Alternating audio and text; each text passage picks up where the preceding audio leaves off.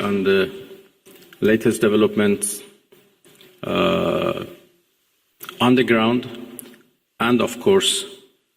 on diplomatic process. Because I came here from Geneva, where we had our first ministerial meeting of Iran E3, and then I had here yesterday lots of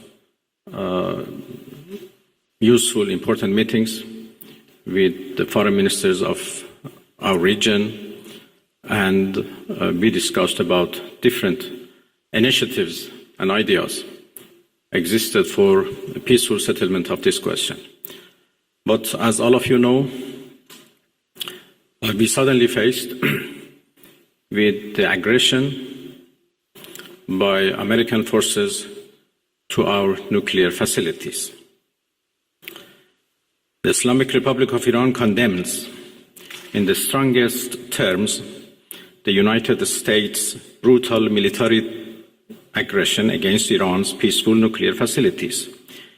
It is an outrageous, grave, and unprecedented violation of the fundamental principles of the Charter of the United Nations and international law. The warmongering and lawless administration in Washington is solely and fully responsible for the dangerous consequences and far-reaching implications of its act of aggression. The US military attack on the territorial integrity and national sovereignty of a UN member state carried out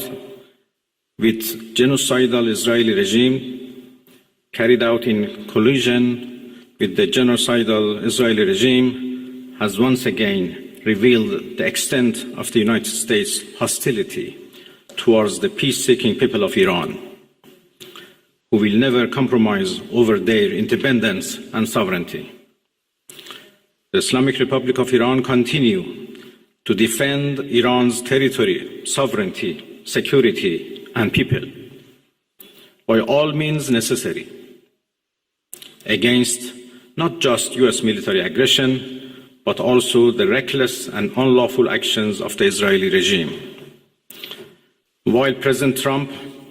was elected on a platform of putting an end to America's costly involvement of forever wars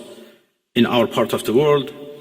he has betrayed not only Iran by abusing our commitment to diplomacy, but also deceived his own voters by submitting to the wishes